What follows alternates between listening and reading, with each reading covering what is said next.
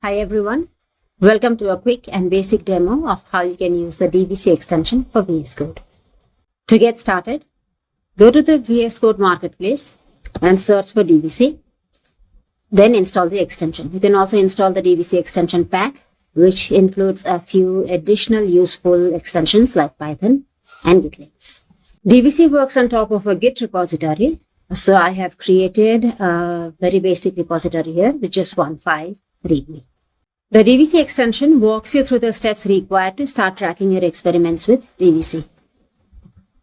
Go to the extension, click on Show Setup, and Initialize Project. At this point, if you go back to your repository, you will notice that the required DVC files have already been created for you.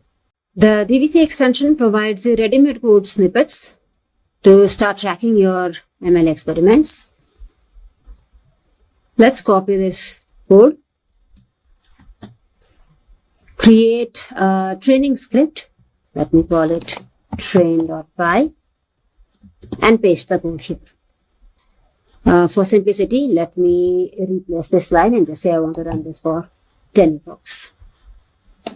Now, click on Run to run this code. After you run the experiment, go back to the DVC extension and click on Show Experiments.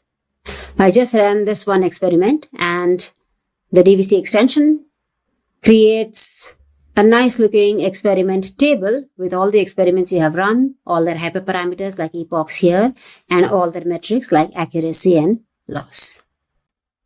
The DVC extension becomes really useful when you have to create reproducible pipelines. A pipeline is a sequence of stages, such as loading the data, training, testing, and so on. And these stages probably depend on one another. So the output of loading data may be the input for training. When I ran this Python code earlier, the extension created a dvc.yaml file for me, and I'm going to define my pipeline here. The extension also provides code snippets for this so that you don't have to learn the syntax by heart. So let me try to create a DVC pipeline stage.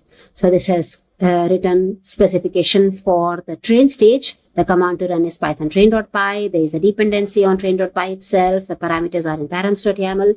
And there is an output called model.pickle. In my case, I don't have this output yet in my training script. So let me comment out this line for now. Now that I have created my train state specification, let me create the params.yaml file, which I have specified as the parameters file for this stage.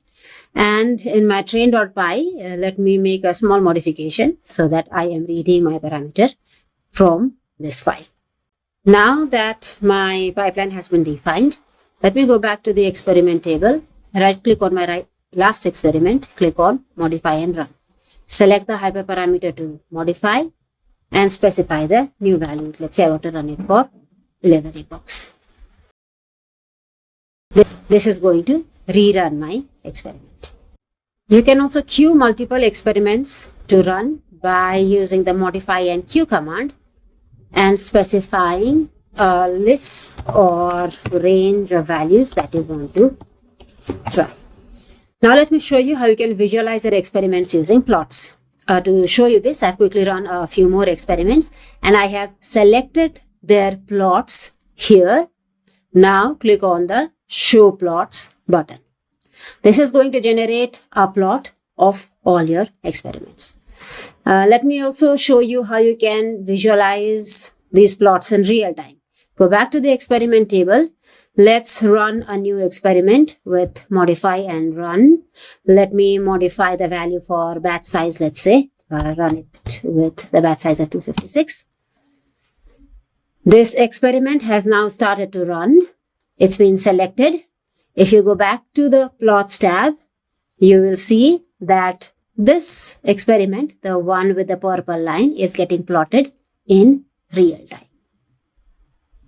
You can also create custom plots. Open the command palette with Command Shift P, search for DVC add plot, and now specify what metrics you would like to plot. From this experiment table, you can save experiments by using the push command. You can also create a new Git branch out of the experiment. Experiments are saved in Git But if your code produces large files like data sets or models, you can choose to save those large files in remote storage location. Specify which remote location should be used to push your large files like data sets and models. For this, go back to your settings, then to the remotes section and click on add remote. Provide a name for your remote. Let me call it my remote. And specify which cloud location should be used for your large files. Let's say I have an S3 bucket called my remote storage. Now what happens is when you push your experiments, the code changes, metrics changes can get pushed to your Git repository, but your large files will get pushed to your S3 bucket. There's more you can do with the DVC extension for VS Code. In the description for this video, you will find links to the related documentation. I'm pretty sure that you're going to find this extension very useful for managing your machine learning experimentation process.